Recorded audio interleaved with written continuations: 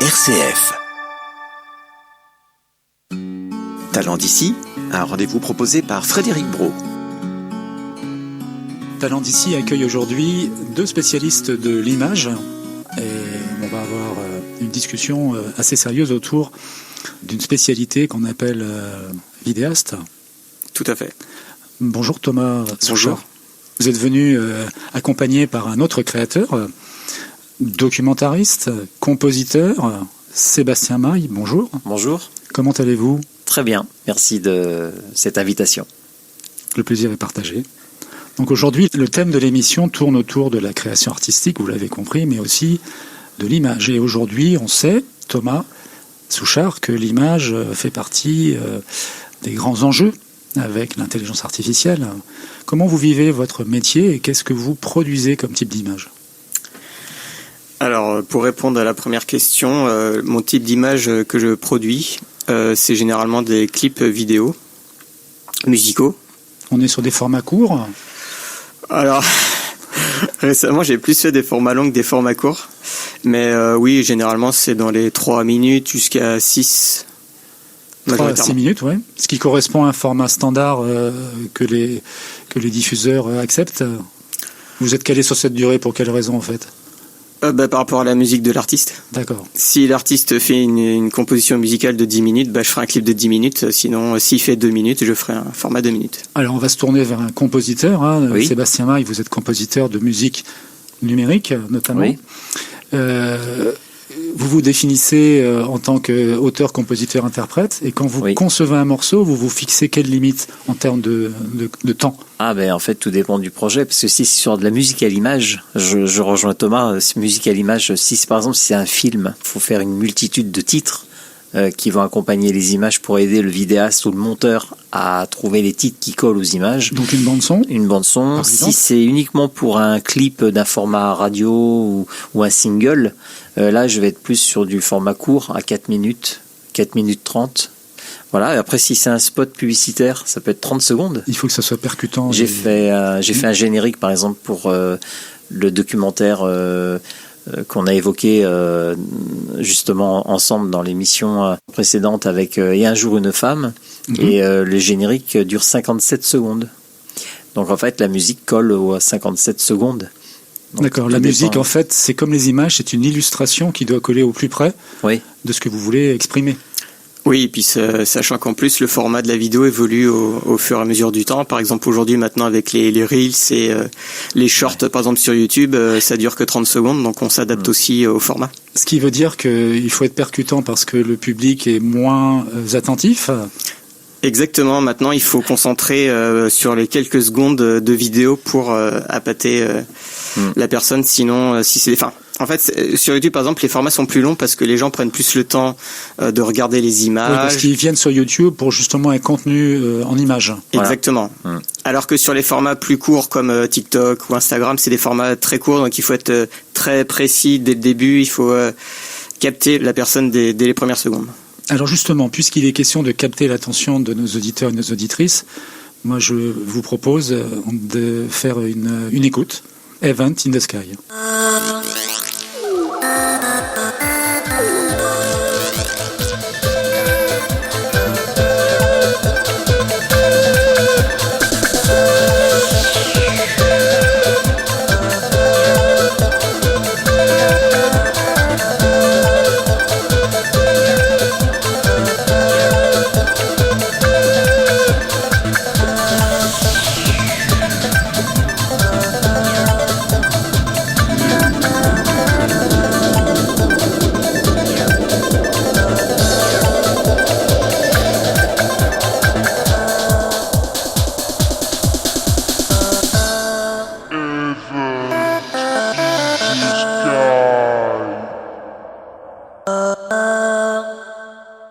Donc là, on vient d'entendre un environnement musical qui nous a fait voyager.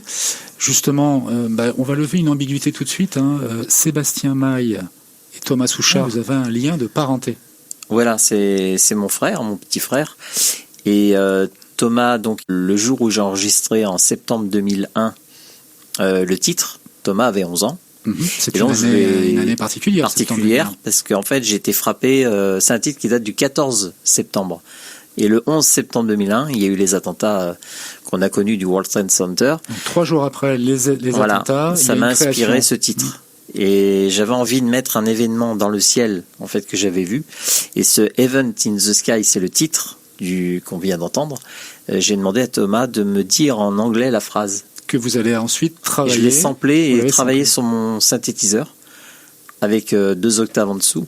On peut dire que le 14 septembre, vous avez fait naître une vocation d'artiste et de créateur à Thomas Souchard, du coup.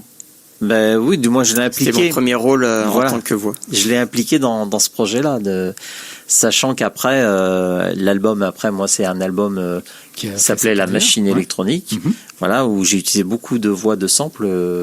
Il n'y a pas que Thomas dessus, et c'était lié à un personnage aussi, un personnage humanoïde virtuel, etc.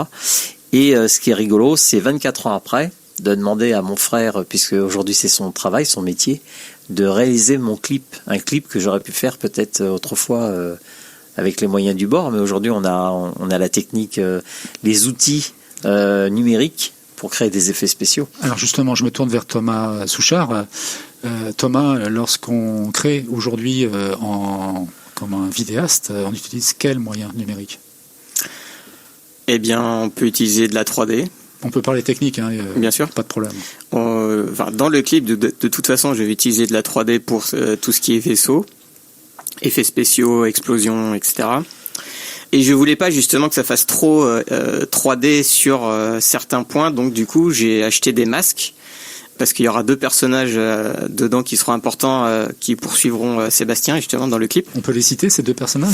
Oui, tout à fait. C'est le général Korg et le Captain Triton, donc en référence au synthétiseur de Sébastien. On va développer tout à l'heure. La marque Korg, c'est une marque japonaise très connue mondialement dans le. Absolument. Voilà, de marque japonaise de clavier. Donc il y a un clin d'œil pour les fans de technique et aussi pour le côté tout simplement créatif. Exactement, un clin d'œil aussi du coup à mes références cinématographiques. Donc dans la science-fiction, que ce soit Star Wars, ce genre d'univers. Donc j'ai fait un parallèle un peu dans mes connaissances et dans l'univers créatif de Sébastien.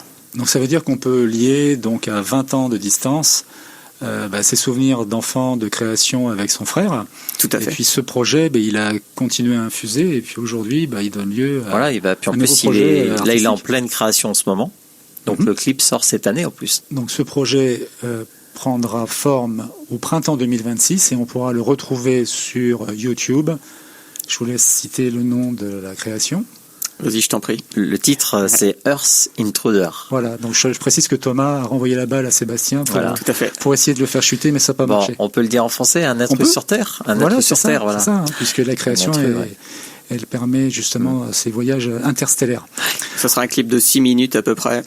En format 4K. Ce qui est superbe. 6 minutes, c'est 6 minutes en format 4K, vous allez concurrencer les majors américaines. J'espère. Il y a intérêt, oui. Oui, en tout cas, la création française artistique a le vent en poupe, parce que vous êtes ancré sur le bassin niortais. Tout à fait. Et puis on sait que en 2025, il y a eu un studio montpelliérain qui a été primé. Expédition 33. Voilà, le jeu Expédition 33. Donc c'est un groupe de 78 personnes qui a travaillé sur l'animation. Vous, Thomas Souchard, lorsque vous produisez un clip, vous répondez à un cahier des charges. Comment vous travaillez en fait? Vous recevez quoi de la part de votre commanditaire, par exemple? Par exemple, pour Sébastien, lui à la base, il a déjà créé tout son univers depuis un certain moment. Ça veut dire que c'est plus facile parce que l'univers est présent? En fait, c'est que Thomas connaissait le scénario. Et Thomas a créé un storyboard à partir du scénario pour donc le clip, il a été storyboardé. Donc on imagine storyboard, c'est toute une série de petites images qui sont légendées, séquentielles, chronologiques. Tout à fait. Et du coup, j'ai pris à partir de son univers, par exemple avec la planète Spheria ou Vie Una sur cette planète. J'ai voulu incorporer par exemple 2 ennemis potentiels comme dans les films de science-fiction les plus connus. Ah, voilà, des vrais méchants. Des vrais méchants, donc si je voulais c'est pour ça, et décliner avec des soldats, des décors différents. Vous travaillez sur une palette graphique? Non. Donc vous êtes vraiment... Ça c'est une autre corde à votre arc. Tout à fait. Voilà, on y viendra, mais donc vous travaillez en 4K, donc vous avez un matériel de captation. Tout à fait, j'ai mon propre matériel. Vous voulez nous en parler? Ça nous met l'eau à la bouche, tout ça. Oui, alors concernant mon matériel, j'utilise principalement la marque Blackmagic parce que personnellement je l'aime bien. Et j'utilise aussi des objectifs pro. Donc j'ai utilisé principalement des objectifs cinéma qui sont souvent utilisés de façon standard dans le cinéma, c'est-à-dire le 50 mm, 35, 85. Alors prenons, on va se projeter justement dans un endroit assez particulier, le Bois Pouvreau, pour ceux qui connaissent. Sébastien, c'est situé où le Bois Pouvreau? Alors oui, le Bois Pouvreau, c'est à côté de Minigoutte, dans les Deux-Sèvres. Très bien. Et là, il y a un environnement esthétique qui est très particulier. Oui. Ceux qui vont aller sur YouTube voir la production vont peut-être le reconnaître. Je vous mets en scène, Sébastien. Vous êtes devant deux rochers Oui, avec de la mousse. Il y a une ambiance vraiment qui s'y prête. Hein. voilà, des rochers qui Et- font des fois plus de 2 mètres de haut. Voilà, donc on est dans un environnement minéral et végétal particulier. Quelle est votre posture à ce moment-là? Thomas donc me guide, parce que lui, il a le scénario en tête. C'est un peu le régisseur, ouais. Voilà, il me guide, donc il me dit d'aller à tel endroit, de me positionner soit sur un chemin, Justement, soit... vous êtes positionné où dans l'image que vous avez en tête, là, celle que vous voulez me décrire? Alors, avec moi, par exemple, j'ai un synthé-guitare, en fait. En bandoulière, Voilà, qui est blanc. tout à fait. Et quand il va me dire appuie sur la touche, lui, il sait que Thomas va créer un effet dessus. Alors, quel est cet effet, Thomas, justement, que vous avez mis dans le storyboard à ce moment-là? Eh ben, tout simplement, c'est un effet laser, comme on peut voir dans Star Wars quand ils tirent avec les pistolets laser. Vous venez de décevoir tous nos auditeurs. En fait, les lasers dans Star Wars, ils fonctionnent pas vraiment, en fait. Libre à chacun de penser. Voilà. Bah, en fait, c'est pour dire que comme c'est une histoire dans le clip avec des ennemis, puisqu'on parle de races extraterrestres, mais là, On est dans le sidéral, donc. dans le sidéral, moi je me défends avec mon synthé-guitare dans le scénario, dans le clip. Donc on me verra un combat avec des créatures et moi mon clavier autour du cou. Très bien. C'est Alors, un exemple. Hein. c'est un exemple qui est parlant et on va essayer aussi de prendre de la hauteur parce que aujourd'hui, on a des moyens techniques pour justement faire prendre de la hauteur. Et là, vous utilisez forcément, Un drone. alors sans citer forcément la marque de votre drone, mais peut-être donner une idée des performances de l'engin. Qu'est-ce qu'il est capable de faire? Généralement, ce type de drone peut atteindre 500 mètres de haut jusqu'à 500 mètres D'envergure, d'envergure. de champ visuel. Vous avez une licence particulière, je suppose, pour piloter? Non, Pas encore. tant que c'est un drone en dessous de 1 kg, on peut l'utiliser comme on veut. Mais au-delà de 1 kg, on doit avoir un... Voilà, vous avez une licence pour être capé, mais là, pour l'instant, vous utilisez un matériel qui vous permet d'être libre de licence. Tout à fait. Alors, dans cette aventure, il y a un moment où vous êtes amené à vous déplacer. Oui, donc courir. Donc je me mets à courir et le fait d'avoir une vue en drone, ça me permet de me suivre et non plus d'avoir... imaginez Thomas avec un stabilisateur et courir aussi. Absolument. Donc lui, il a son le drone écran. est positionné derrière Voilà, vous. c'est ça. On a donc l'impression de vous Ouais. poursuivre. Il me dit action, je me mets à courir et le drone me suit. Par contre, s'il veut en plus me permettre de monter et d'avoir une vue sur les arbres et tout ça, il peut le faire avec le drone. Tout à fait. Ça permet, dans le narratif, de pouvoir permettre au spectateur d'avoir le point de vue comme un narrateur dans un texte littéraire. Tout à fait. Le drone sert à avoir une immersion différente, déjà d'un point de vue hauteur. Sur le site aussi, c'est bien de découvrir le Tout à site, fait. parce que souvent quand c'est que du gros plan, on se dit d'accord, le personnage est dans la forêt, mais cette forêt, c'est quoi au niveau de la dimension? Et hop, dès qu'on prend un petit peu de hauteur, on voit le site. Absolument, c'est une façon d'extrapoler le point de vue du spectateur et puis dans le narratif, ça apporte de la force. Voilà. Tout à fait. Sur les plans généralement assez larges, on voit un peu l'aspect dimension du personnage qui est tout petit face à l'immensité de son environnement. Puis il y a un plan d'eau, d'ailleurs, au plan d'eau du Bois Pouvreau. Le plan d'eau, on le découvre aussi. Et vous l'avez incorporé dans votre création. Tout à fait. Je propose maintenant à nos auditeurs et nos auditrices de nous transporter à Cherveux. Cherveux, magnifique bâtisse médiévale qui a une histoire extraordinaire. Et cette histoire donnera lieu à une émission, mais pour l'instant, on va se transporter grâce aux moyens techniques de Thomas. Et bien justement, dans ce clip qu'on a tourné en 2018 au château de Cherveux, j'ai fait aussi appel au drone pour avoir un plan plus large du château. Vous êtes monté à quelle hauteur, Sébastien? De mémoire 105 mètres. Vous confirmez, Thomas? Tout à fait. Comment on gère justement un drone à 105 mètres? Il y a des turbulences, on fait face à quoi? Comment on arrive à avoir une image stable? Alors généralement c'est un peu compliqué, c'est-à-dire que je regarde la météo et il faut pas que ça dépasse les 30 km/h du vent. Le vent, ouais. Sinon le drone sera déstabilisé. Donc en fait on se choisit une fenêtre météo, on s'assure que les conditions de tournage, comme pour un film classique, sont favorables. C'est vrai qu'avec un beau ciel bleu, c'est quand même un atout. Absolument, sauf si on veut vraiment des conditions particulières ou si on est dans un environnement particulier. Alors justement, Cherveux, il y a une couleur particulière. Oui, alors on est on va dire à 17-18 km de Niort, dans les Deux-Sèvres, pour situer. Cherveux. Alors moi, je fais partie des amis, l'association des amis du château de Cherveux. Qu'on salue, puisque l'association repart sur les fonds baptismaux. C'est pour ça qu'avec les nouveaux propriétaires aujourd'hui, c'est vrai que c'est un appel lancé par l'ancien propriétaire François Rodien. On est en 2018. Depuis, il y a eu il y a des nouveaux propriétaires. Et c'est François Rodien m'avait proposé, il cherchait vraiment quelqu'un pour mettre en avant le château qui était en vente, et pour le montrer à une dimension mondiale. Donc ça, c'est votre cahier des charges. C'est ça. Faire un clip officiel. De promotion officiel pour le mettre sur YouTube. Parce que vous voulez dire qu'on peut pas vendre un château aussi facilement qu'on vend un pavillon. Alors c'est quand même c'est un bien quand même particulier, atypique. Et c'est vrai que ça touche une clientèle aussi particulière. Tout à fait. Voilà. Et il y a une magie dans l'histoire. Il y a une magie. Le fait d'avoir diffusé après ce clip sur ma chaîne YouTube, ça a touché un couple d'Américains. Donc on est à 6000 km de Cherveux. 6000 km de Cherveux. Et on arrive sur l'année Covid. C'était la période où aussi le château était en vente. C'était pas une année favorable pour faire visiter non plus. Voilà, c'est ça. Et le fait de le voir à distance, avec le clip, ils ont eu un coup de cœur en 2020. Donc ils n'ont pas pu se déplacer physiquement, ça s'est fait plus tard. Une fois que le confinement, les restrictions étaient levées. Mais apparemment, il y a eu ce premier contact avec François Rodien, l'ancien propriétaire, d'un mail pour dire nous avons découvert à travers la vidéo le château de Cherveux et comment est-ce qu'on peut le visiter et venir. Et ça s'est enchaîné comme ça après.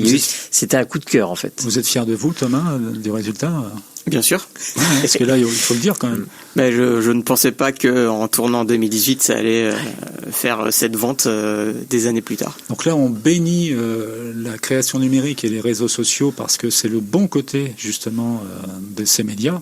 Parce que parfois, on est inquiet des évolutions des métiers, mais là, c'est le côté positif.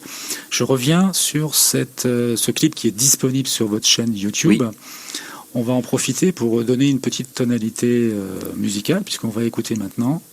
Guitare et sérénade que j'ai composée, qui accompagne les images.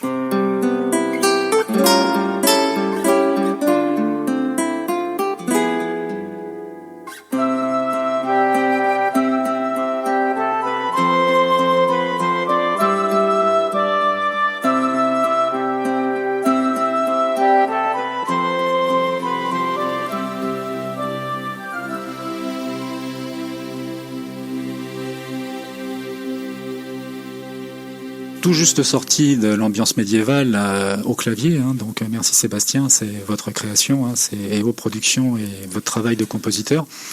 On va maintenant faire connaissance avec Thomas Red Corvus. Qui est ce Red Corvus? Bien, tout simplement, déjà j'ai des origines nordiques. Donc le Corvus Corax, c'est un grand corbeau nordique. On pense tout de suite au corbeau de la mythologie scandinave? Tout à fait.